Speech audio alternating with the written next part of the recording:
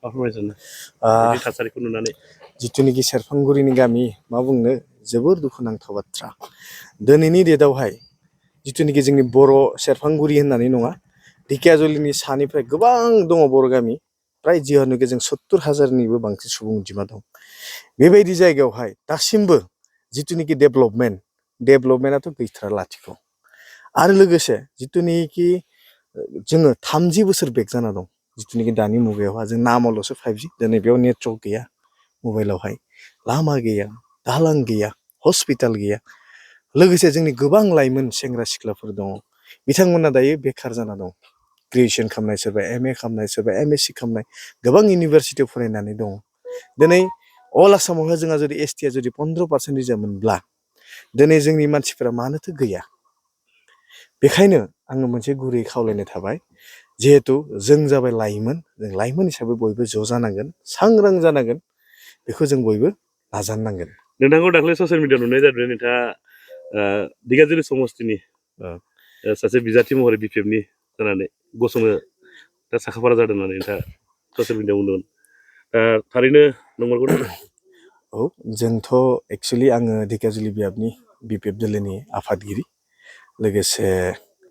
जों नाजागासिनो हांगठनिक भित्तिखौ जिथुनिखि मावनो गोनां खामानि दोलोनि जिथुनिखि खामानि बेखौ मावगासिनो औ नाजागासिनो हाइकामान्डआबा मा खालामो समजों मिथिगोन नाथाय जोङो हांगठनिकआ गोबां स्ट्रं जाबाय बेखौ रायजोफ्रा नुदों आरो अनसायदों सिबिदों दा नोंथाङा मानि थाखाय बिजाथि जानो सानखो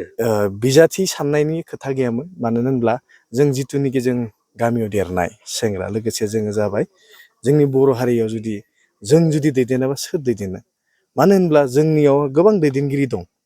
बिथांमोनखौबो आं जेबो बुङा मोजां बिसोर हानायखिनिखौ मावो दायो जों जुदि लाइमोन जानानै जुदि जों जुदि दायो दैदेनाबा जों आरो बेक जालांगोन नों आंहा जुदि दायित्व लायाब्ला सोरथो मावगोन जोंनि खामानि अब्ला नोंथांमोननि समस्तिनि जिथु MLA मन्त्रि अशोक सिंहाल बिथाङा अब्ला नोंथांमोननि समस्तियाव जेबो खामानि मावनानै होमारनो गैया एकदम गैया लाथिख'थार आरो लोगोसे बांसिन जोंनि बर'खौनो टारगेट खालामो सुबिदा जाबानो जोबै बिसायख'थि समाव एसे गोदै बिसायख'थि जोबबाथाय जेबो मावला बेयो दुखुनांथाव बाथ्रा जोंनिबो सानैसो लिडार दं बिथांमोनखौबो आंहा गुरै खावलायनाय थाबाय जों जुदि दायो खौसेथि जायाब्लाना जों मालाबाबो जानो हाया जिहेतु 80 बोसोर जाबाय दिनै ढेकियाजुलि समस्तिया 1947निफ्राय दिनै सासेबो बर' बिजाथि जानो हायाखै देग्लाय जुदि जों जानो हायोब्ला जिहेतु बर'आ फार्स्ट मेजरिटि लोगोसे जोंनि जिथुनिखि बिथांखौ जों सानदोंमोन मान होदोंमोन आं BJPखौ सोंखारिया दै मानो होनब्ला BJPनि दाय गैया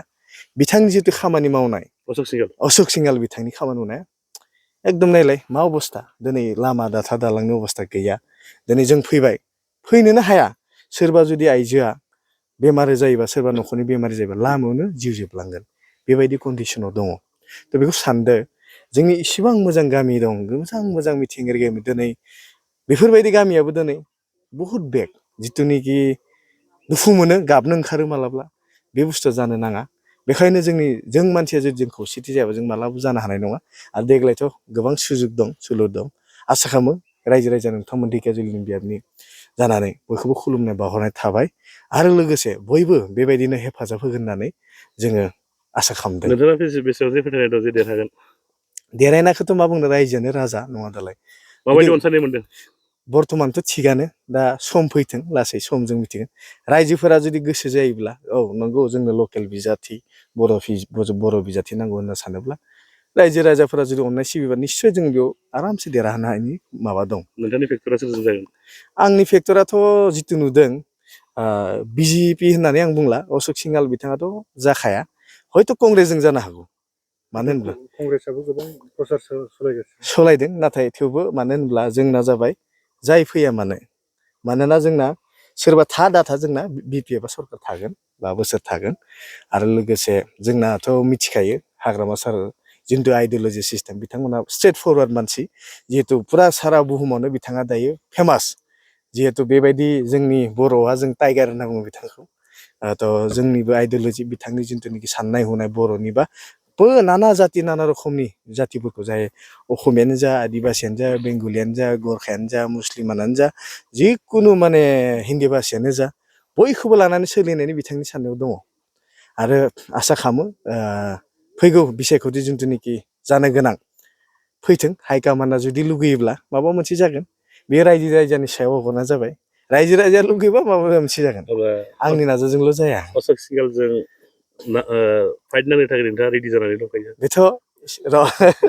उनाव सम जाबा बुंनोसै बेयो प्रयजन जाथ'वाखै दायो हांगोथोनिखौ नाजागासिनो बिपिएफनि जानानै दे थेंक इउ बर' बिमानिफ्राय जोनोम मोननाय बे हिसाबै नोंथाङा माबा फोरमायनो सानो मा बुंनो जोंहा नंगौ जों बर' बिमानि माबाजों जोनोम जानाय नाथाय जोंहा फार्स्ट सिनायथियानो जाबाय 1942 सनावहाय इंराजजों जोंहा आयं बोराइ जों 4th जेनेरेसन नोंथांमोना निश्चय नामखौ मिथिगोन लेरेरा कसारिनि आङो माने आंनि आयं बोराइ जायो आरो थ' बिथाङानो जुदि जोंनि ढेकियाजुलि समस्तियावहा गुलिजों गावजानानै थैनि माबा बाहायनानै दायो बिथाङानो जुदि नाजादोंब्ला जोंलाय मानो हाया जोंथ' दानि 5Gनि नङा दालाय थ' बेखायनो आंनिया गुरै खावलाया जों जुदि बयबो खौसेथि जायोब्ला जाय जिखि आफादाव थाया मानो फै जों बयबो ज' जानानै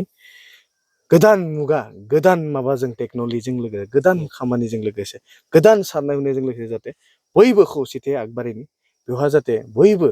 जोंखौ हेफाजाब होगोन होननानै आङो गुरै खावलायनाय थाबाय रायजो राजानिसिम गोजोन्थों सफैगासिनो दङ नोंथांमोननि समस्तियाव खोनानो मोननाय जादों जे बिपिएफआ बिजाथि होगोन होननानै औ नंगौ गिबियावनो आङो जोंनि नैबे बड'लेण्ड रादाबखौ खुलुमग्रोनाय थाबाय देग्लाय नैबे जिथुनाखि बिसायख'थि 65 नं ढेकियाजुलि समस्तियाव जोंहा बिपिएफ दोलोनिफ्राय अनसुमा सारखौ लानाय जादों दा बेवहायनो जोंनि रायजो राजाया टटेलि सापर्ट दं होननानै जों गामिनि मानसिफोरा जोंनि आरो लोगोसे केन्द्रनिफ्राय सापर्ट खालामगोन होननानै जों गनायथि होदों नोंथांमोना मानि थाखाय बिपिएफखौ सापर्ट खालामनो नागिरदों गिबियाव जोंहा अशोक सिंहाल दंमोन बिजेपिनि बिथाङा जोंनि एरियाखौ ओनसोलखौ नायाखै बेनिखायनो जों दायो सोलायनो सानदों मानोना जोंना नैबे लामा सामा लोगोसे फरायसालि लोगोसे जों हादान जाबोनाय गोदोनिफ्रायनो जेनेबा जोङो हमना ला 65 बोसोर बारासो जाबाय जों बेयाव दा जोंखौ नायफिनाखै अशोक सिंहाल सारा ओंखायनो जोङो सोलायनो सानदों बे बाराव सोलायनानै जोङो नैबे बिपिएफखौ सापर्ट होगोन होननानै जों बिजेपि हान्जाया गोबां खामानि मावदों होननानै बुंदों रायजो राजाफोरनि थाखाय अब्ला नोंथांमोनथिं लामा दालां बायदि नोंथांमोना बायदि बायदि आसनिफोरखौ बिजेपिनिफ्राय मोननो हामाराखै नामा हायाखै बेखौ रोखा बुंनो हायो होदोंब्लाबो बिथाङा जोंनि बेयाव एरियायाव खालि अरुनदय होदों बेखौ बयबो मिथियो बेनि अनगा जेबो होआखै लामा सामा नोंथांमोना नुदों जानांगौ लामाया मोनसेबो मोजां नङा लोगोसे कालभार गैया फरायसालिया बायला जिला जाना दं लोगोसे फरायसालियाव फोरोंगिरि थिसननाय हाबा बेखौबो मावाखै बेबायदिनो जोङो माने बेकवर्ड जाना दं आरो अब्ला फैबाय थानाय आसाम बिधान सभा जिथु एमएलए बिसायख'थि बेवहाय नोंथांमोना बिजेपिनो भट होआ होआ जों सोरनो भट होगोन जोङो बिपिएफ दोलोनो होगोन